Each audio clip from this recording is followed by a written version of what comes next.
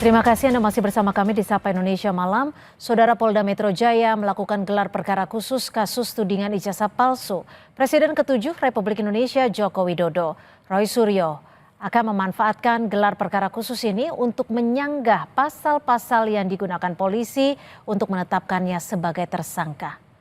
Gelar perkara khusus ini merupakan permohonan yang disampaikan kubu Roy Suryo CS yang menjadi tersangka kasus tudingan ijazah palsu Jokowi. Pihak Roy berharap penyidik Polda Metro Jaya dapat menunjukkan barang bukti yang membuat Roy CS dijerat sebagai tersangka dalam kasus ini. Sementara Roy Suryo mengaku akan memanfaatkan gelar perkara khusus ini untuk menyanggah pasal-pasal yang digunakan polisi untuk menetapkannya sebagai tersangka kasus dugaan ijazah palsu Jokowi. Menurut Roy, Jokowi menjadi orang pertama yang menyebabkan kegaduhan ini.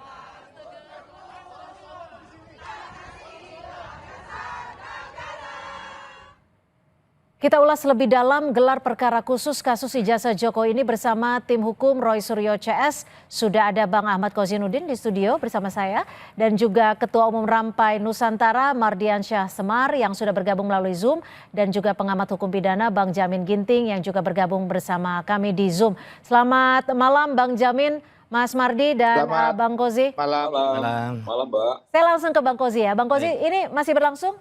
Mas Roy masih di sana? Sesi yang kedua itu masih berlangsung, tapi hari ini isoma. Begitu, saat ini lagi isoma ya, dan nanti langsung dilanjutkan lagi? Dilanjutkan lagi. Oke, jadi bukti substantif apa yang dibawa dalam gelar perkara khusus ini? Hasilnya apa? Ya, bismillahirrahmanirrahim. Yang jelas kami bersyukur bahwa ternyata institusi kepolisian tidak taklid buta pada keinginan saudara Joko Widodo yang membangun narasi seolah-olah yang berwenang untuk menunjukkan ijazah itu hanya di forum pengadilan.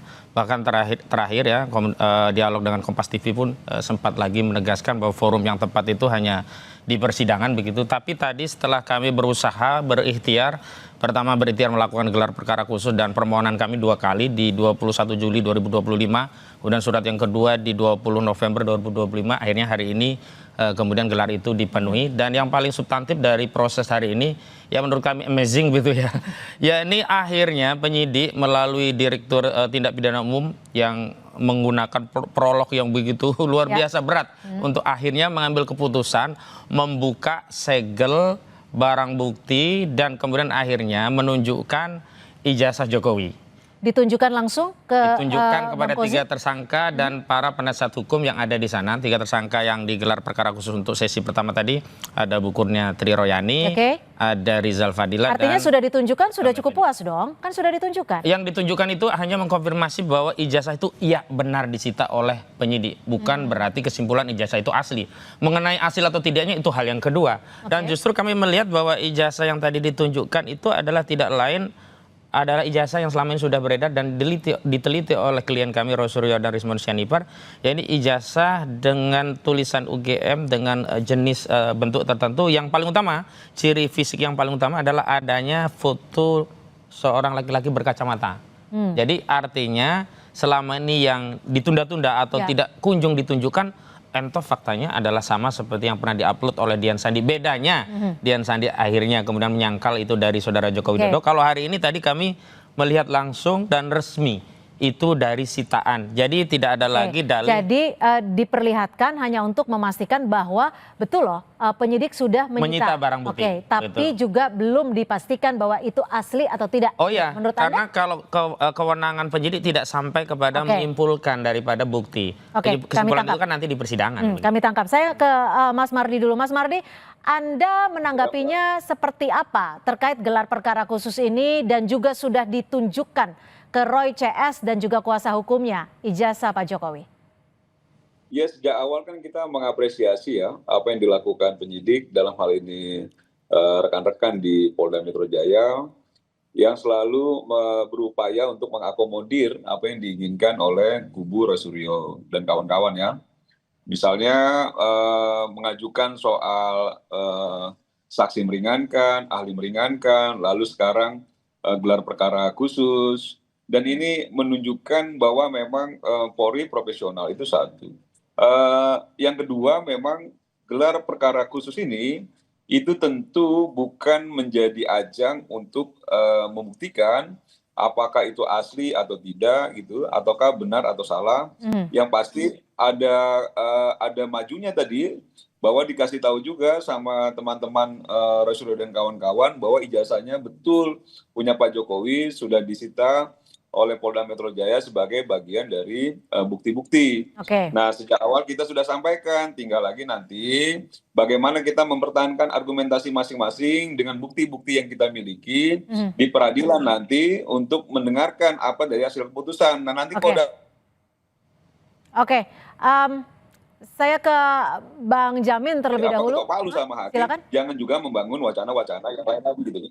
Oke, saya ke Bang Jamin. Bang Jamin, gelar perkara khusus ini arti pentingnya dalam kacamata hukum pidana seperti apa? Kekuatannya seperti apa untuk baik itu melanjutkan penyidikan atau mungkin justru menghentikan penyidikan?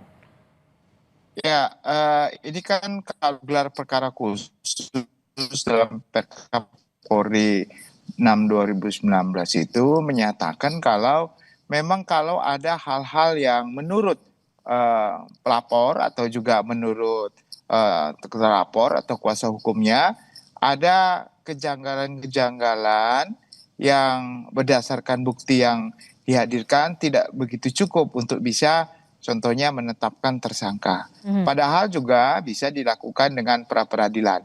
Terkadang diakomodir, terkadang tidak diakomodir, ya.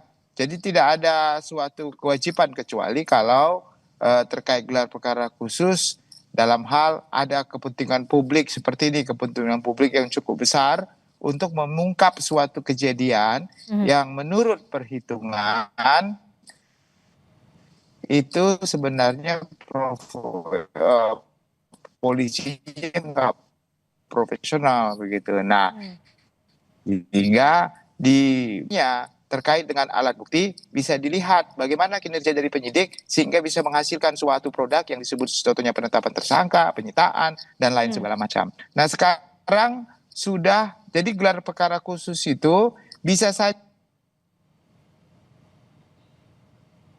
Bang Jamin. Baik, kami coba memperbaiki. Begitu. Jadi sempat terpotong Bang Jamin, bagaimana?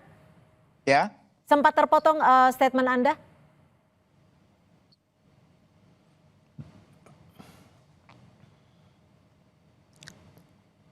Baik, kami coba memperbaiki sambungan audio dengan Bang Jamin Ginting.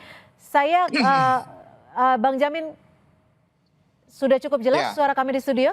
Ya. Silakan dilanjutkan. Jelas.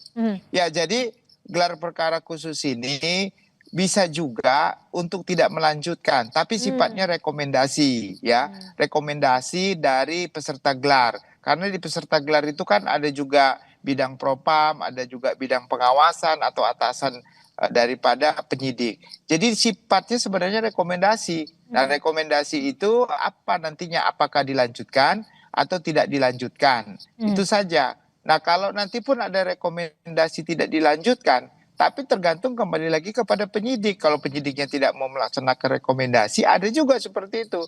Ada rekomendasi untuk tidak melanjutkan, tetapi juga dilanjutkan. Ada rekomendasi dilanjutkan, tapi nanti terakhirnya ada juga SP3. Jadi sebenarnya sepenuhnya itu kewenangan daripada penyidik. Full kewenangan penyidik. Ini hanya sifatnya rekomendasi aja. Oke, jika sifatnya rekomendasi, Bang Kozi, Anda tadi sudah ditunjukkan ijazah Jokowi yang sempat disimpan oleh penyidik sebagai barang bukti.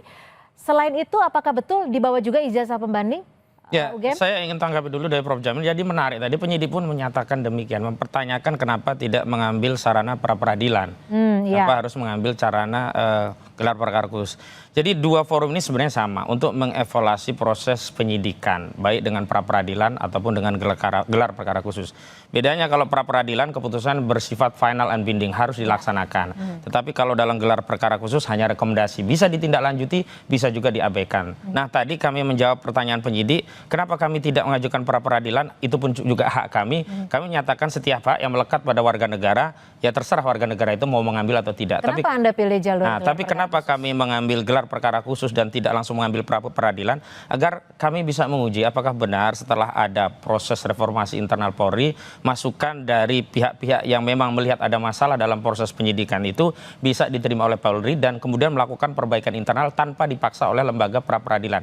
Di antaranya misalnya dalam proses penetapan tersangka ada 8, salah satunya itu belum pernah sama sekali diperiksa sebagai tersangka. Padahal sudah jelas putusan Mahkamah Konstitusi mengamanatkan adanya pemeriksaan calon tersangka berkaitan dengan untuk membuktikan apa sih yang dimaksud dengan bukti permulaan yang cukup, apakah 2 alat bukti yang dimaksud. Nah, diantaranya harus ditegaskan dengan secara formil ya, dengan pemeriksaan calon tersangka. Dan ini ada 1 dari 8 calon tersangka belum diperiksa sama sekali, ujuk-ujuk diumumkan sebagai tersangka. Memang hanya 1, tapi ini kan 1 paket. Tentu cacatnya prosedur pada salah satu itu juga berdampak pada seluruh paket daripada penyelidikan dan penyidikan yang memang dikonsolidasi. Karena sebelumnya ini kan ada dari beberapa Polres, ada yang di Polda, kemudian dikonsolidasi di Polda. Karena itu kami hanya tinggal melihat nanti apakah kemudian lembaga kepolisian kita memang komitmen telah berani ya melakukan pembenahan internal dengan melakukan perbaikan tanpa harus dipaksa oleh lembaga pra peradilan, atau terpaksa kami harus menempuh lembaga pra peradilan, karena semuanya juga opsi yang bisa kita ambil kapanpun. Oke, jadi setelah gelar perkara khusus ini dan bisa mungkin disimpulkan Anda cukup puas ya dengan apa yang sudah. Kalau dari sisi substansi belum, karena yang puas itu hanya ditunjukkan bukti. Tapi terhadap persoalan yang kami paparkan, misalnya ada penetapan tersangka yang belum diperiksa sama sekali, tidak mampu dibantah oleh penyidik. Jadi ini fatal. Langkah hukum selanjutnya apa yang akan dilakukan teman-teman? Tentu kami menghormati proses yang sedang bergulir di Polda Metro Jaya sebelum ada rekomendasi dan sikap apa yang diambil oleh penyidik. Karena paralel kami juga mengajukan permohonan pemeriksaan ahli yang meringankan juga saksi. Dan tadi kami juga sudah disonding akan segera dilakukan pemanggilan terhadap ahli dan saksi kami. Saya kira penyidik juga tidak hanya mendasarkan gelar perkara ya, tapi keseluruhannya nanti akan dipertimbangkan.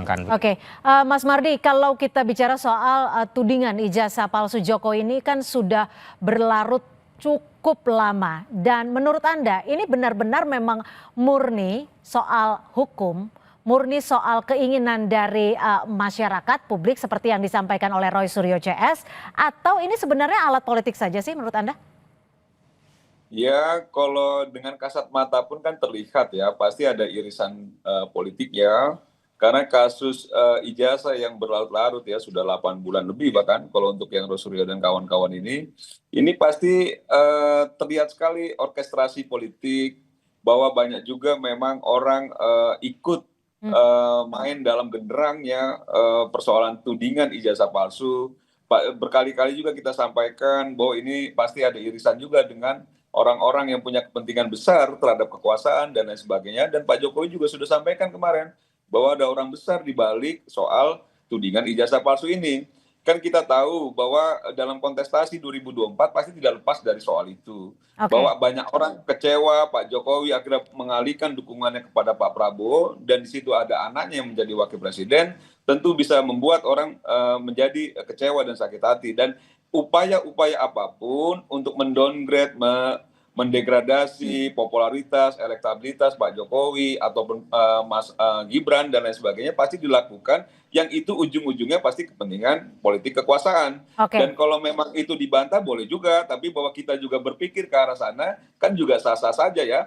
Apalagi dari kubunya Rosuryo dan kawan-kawan itu terlihat memang itu berupaya untuk mempertahankan energi yang panjang ini agar punya banyak waktu juga untuk menggerus popularitas dan lain sebagainya Pak Jokowi, nama baik Pak Jokowi dan lain sebagainya. Yang menurut saya ini sudah on the track ya dari segi hukum dan lain sebagainya. Mudah-mudahan memang jiwa besar juga Roy Suryo dan kawan-kawan ketika nanti memang dalam proses peradilan sudah ditentukan siapa yang bersalah dan hukumannya seperti apa. Jangan juga akhirnya memperpanjang narasi-narasi lain yang menurut saya itu tidak menguntungkan bagi publik sendiri gitu loh. Bang Jamin, jika Mas Mardi menyebutkan ya sebenarnya langkah hukumnya ini sudah on the track. Kalau Anda melihat ketika penyidik mempersilahkan Roy CS ini untuk melihat langsung ijazah Pak Jokowi, ini sudah sesuai dengan klausul hukum pidana, dan sejauh mana sebenarnya ini bisa mengungkap kasus tudingan ijazah palsu ini? Ya, tentu kalau kita kaitkan dengan acara hari ini terkait gelar perkara khusus, yang dipertanyakan adalah penyidik. Apa dasar penyidik untuk menetapkan tersangka? Buktinya apa? Nah, itulah yang dipersoalkan. Dan apakah penerapan pasal yang dimasukkan dalam surat tersangkaan ini benar nggak? Nah, itu yang akan diperiksa oleh pihak eksternal, bukan hanya penyidik dan atasannya, karena ada pengaduan dari terlapor. Nah, setelah hari ini ditunjukkan bahwa kami penyidik, kami melakukan penetapan tersangka berdasarkan bukti ini buktinya, ini aslinya. Nah, begitulah.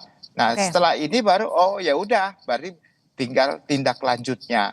Nah, setelah ini kalaupun contohnya masih belum puas, tadi ada yang diberikan hak untuk mengajukan pra peradilan. Mungkin dalam proses gelar perkara tadi ada hal-hal yang menurut para tersangka ini menyatakan tidak sah itu sebagai suatu alat bukti, dan nanti diuji lagi dalam pra peradilan.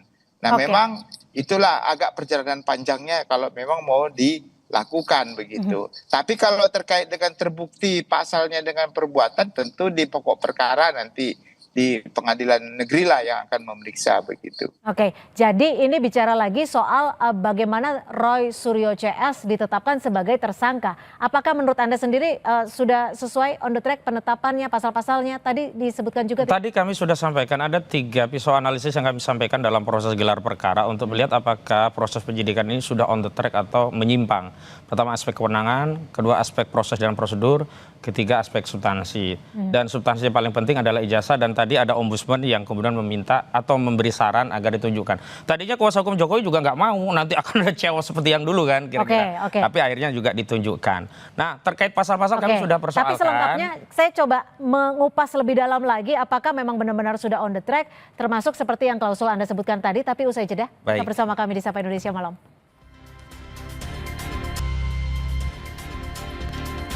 Kita masih akan membahasnya soal gelar perkara khusus yang hari ini digelar di Mapolda Metro Jaya.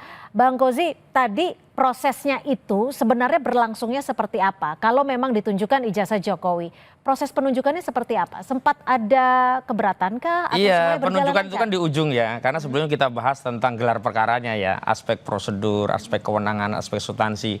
Misalnya dalam aspek kewenangan kami tidak mempersoalkan bahwa kewenangan penyidik untuk menetapkan tersangka. Tetapi apakah tahapan prosesnya sudah melalui tahapan yang diatur dalam KUHAP dan peraturan perundangan yang lain. Nah, diantaranya tadi masalah tersangka. Kemudian secara substansi misalkan pasal 160 kan kami sudah sampaikan menurut putusan MK itu harus ada akibat yang sifatnya material, delik material. Deskripsinya apa, akibatnya apa terhadap hasutan. Karena ini klaster pertama hasutan 160. Itu juga tidak bisa dijelaskan secara substansi apa yang menjadi soal. Kemudian kita juga mempermasalahkan soal delik-delik yang sebenarnya ini berbeda ya. Ada delik aduan, ada delik umum. Kenapa dijadikan satu? Apa tujuannya? Itu juga tidak bisa dijawab oleh penyidik. Nah, di ujung ketika bicara soal permintaan kami, sebenarnya kubu Joko Widodo tadi saya mendengar, bukan mendengar ya, memang hadir di situ Yakub Hasibuan berkeberatan untuk ditunjukkan ijazah itu. Oh, jadi dari kuasa hukum Pak Jokowi tidak mau sebenarnya. Keberatan. Tapi ada penengah dari ombudsman yang akhirnya memberikan masukan agar sebaiknya ijazah ini dihadirkan dan ditunjukkan. Tidak dalam konteks untuk menilai apakah ini asli atau tidak, tapi untuk membuktikan bahwa benar ijazah ini sudah disita oleh penyidik. Karena sebelumnya kan simpang siur, apakah masih di tangan Jokowi atau sudah di tangan penyidik. Kalau di tangan penyidik, kenapa Jokowi katanya akan sampaikan nanti di persidangan masih dipegang? Kalau masih di tangan penyidik, kenapa ada relawan Jokowi, Budi Aris Setiaji menyatakan tadi, itu?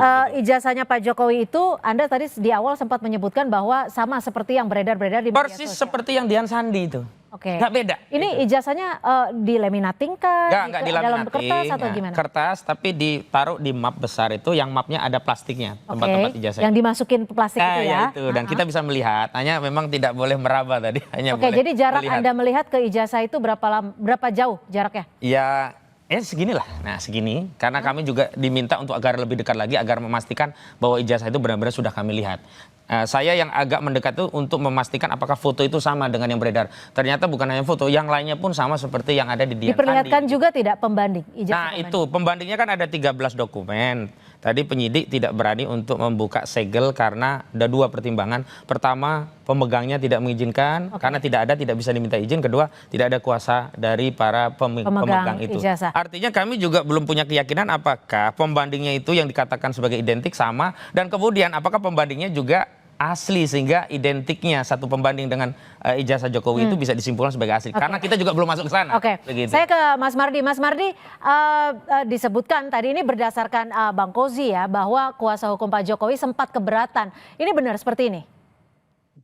Ya sebenarnya kan sejak awal memang kuasa hukum maupun Pak Jokowi itu bersepakat untuk memperlihatkan itu dalam proses persidangan nanti ya, proses peradilan. Ada pertimbangan-pertimbangan tertentu dalam gelar khusus ini, gelar perkara khusus ini, saya rasa baik-baik aja karena selama ini kan juga ketika kami menyampaikan bahwa ijazah itu sudah disita oleh penyidik Polda Metro Jaya sebagai bagian dari bukti-bukti dalam proses hukumnya tudingan ijazah palsu ini, Roy Suryo dan kawan-kawan kan selalu menyampaikan bahwa nggak ada itu. Dan sekarang disampaikan oleh penyidik, diperlihatkan.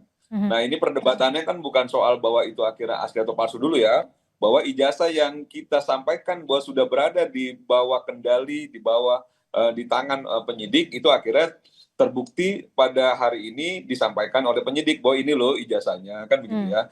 Nah bahwa nanti akan ada proses berikutnya dalam pembuktian dan sebagainya itu soal lain. Maksud saya begini, bahwa polisi berupaya keras ya untuk selalu mengakomodir ruang-ruang hak hukum yang dimiliki oleh Roy Suryo dan kawan-kawan sehingga tidak ada lagi tudingan seolah-olah bahwa kepolisian ini itu lebih pro ke Pak Jokowi atau masuk angin dan lain sebagainya. Makanya tadi harapan saya begini, kalau memang ini pada titiknya nanti masuk proses peradilan, sidang, sudah melakukan pertarungan secara bukti dan lain sebagainya dan sudah diputuskan oleh pengadilan melalui hakim, ya diterima juga dengan jiwa besar apapun hasilnya itu gitu loh. Jangan juga akhirnya menuding hal-hal yang menurut saya semua instansi sudah berupaya semaksimal mungkin agar ruang untuk mendiskreditkan bahwa ini tidak profesional itu tertutup gitu loh.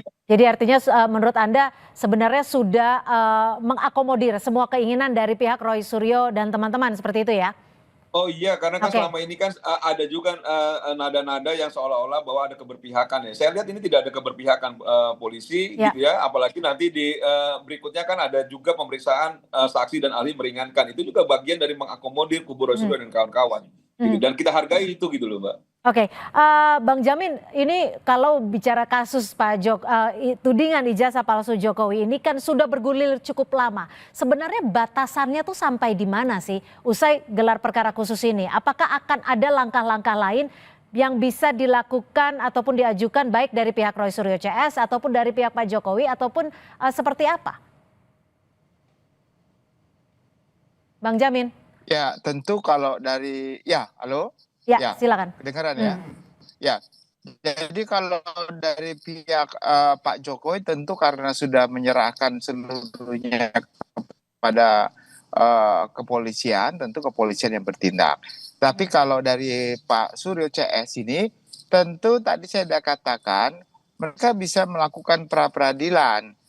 Tidak sahnya penetapan tersangka. Tadi sudah disebutkan oleh kuasa hukumnya tersangka yang belum pernah diperiksa sebagai saksi. Nah kalau dalam putusan MK 21 2014 itu dikatakan calon tersangka harus sudah pernah terlebih dahulu diperiksa sebagai saksi sebelum ditetapkan tersangka. Nah itu ditetapkan sebagai tersangka. Ya, jadi itu yang menjadi dasar kemungkinannya ya menurut perhitungan saya ada proses pra peradilan kalau memang ini merupakan hak yang harus digunakan begitu. Tetapi kalau dalam proses hukum acara pidana tersangka yang tidak ditahan memang tidak ada jangka waktu yang ditetapkan oleh undang-undang berapa lama supaya berkasnya bisa dinaikkan ke penuntutan atau P21 begitu sepanjang memang sudah cukup bukti. Baru nanti disampaikan kepada kejaksaan. Itu pun kalau kejaksaan merasa sudah cukup, tapi kalau tidak cukup akan kembali lagi. Tapi pasca gelar perkara khusus ini, menurut Anda langkah hukum apa yang masih bisa dilakukan? Apakah langsung saja ke pengadilan atau bagaimana? Ya tentu yang disampaikan tadi, mereka dari pihak Pak Suryo tentu kemungkinannya ya nanti bisa ditanyakan sama lawyer. Apakah mereka akan mengajukan pra peradilan karena penetapan tersangkanya tidak sah karena kurang cukup dua alat bukti atau salah satunya tadi penetapan tersangka seseorang itu tidak didasarkan dari pemeriksaan saksi terlebih Oke. dahulu. Anda Begitu. akan melakukan pra-peradilan? Justru saya melihat tadi atensi dari proses gelar perkara, penyidik menginsafi memang banyak celah-celah itu. Dan tentu saja bagi penyidik lebih baik melakukan evaluasi internal dengan menghentikan perkara oleh inisiatif penyidik berdasarkan rekomendasi gelar perkara khusus ketimbang dipaksa melalui lembaga pra-peradilan. Jadi saya kira bukan hanya kami yang untuk dihimbau untuk menerima. Jadi seluruh masyarakat kubu Jokowi juga harus menerima jika pada akhirnya gelar perkara khusus ini berujung rekomendasi untuk penghentian kasus karena ada proses-prosedur yang tidak terpenuhi dan kemudian itu ditindaklanjuti oleh penyidik dengan mengeluarkan surat perintah penghentian penyidikan. Itu biasa saja dalam proses penyidikan dihentikan di tengah jalan gitu. Apalagi substansi persoalan yang kami sampaikan dalam forum tadi itu tidak dijawab. Kenapa? Karena memang tidak ada deskripsi dan tidak pernah bisa dibantah. Nah, itulah yang kemudian kami melihat, kami akan menguji dulu nanti apakah proses gelar perkara khusus ini bisa ya dijadikan saran evaluasi dan mengembalikan fungsi penyidikan dengan mengikuti proses dan prosedur yang sudah ditetapkan oleh peraturan perundang-undangan atau tetap dilabrak, tetapkan tersangka, lanjut saja, silahkan kalian peradilan. Nah kalau demikian maka kami juga akan melakukan itu karena itu hak hukum. Bahwa hari ini kami masih menyimpan hak itu dan tidak melakukannya, itu adalah kepentingan-kepentingan yang saya kira hari ini kami masih punya atau menaruh harapan kepada penyidik bisa melakukan koreksi internal. Dan yang paling penting ya untuk tuduhan politik dan sebagainya itu saya kira harusnya Jokowi lah yang menuduh, yang membuktikan. Tadi saja ada orang yang tidak punya kepentingan dalam forum gelar perkara, kami persoalkan. Andi Azwan dari Jokowi Mania. Kenapa dia hadir di forum tadi? Tidak ada kepentingan. Dia bukan prinsipal, dia bukan pengadu, dia bukan kuasa hukum. Lalu kami komplain dan diminta ya oleh forum melalui ketua lembaga tadi ya pra-peradilan itu pimpinan gelar perkara untuk keluar dan keluar Andi Azwan. Makanya dalam konteks perkara ini kalau tidak punya kepentingan nggak usah terlalu jauh. Justru itu menguatkan ada ya kepentingan politik di balik pembelaan pada ijazah saudara Joko Widodo, padahal tidak ada kepentingannya secara hukum. Oke, baik. Kita masih menunggu kabar ya hasil dari gelar perkara. Dan malam ini masih lanjut sesi kedua Roy Suryo dan kawan-kawan. Oke, jadi bawa bukti lainnya ya, pembanding itu? Ya, dibawa bukti pembanding. Tapi apakah nanti akan dipetunjukkan atau tidak nanti kita belum lihat tahu. ya. Oke, baik. Terima kasih Bang Kozinudin sudah berbagi perspektif di Sapa Indonesia Malam.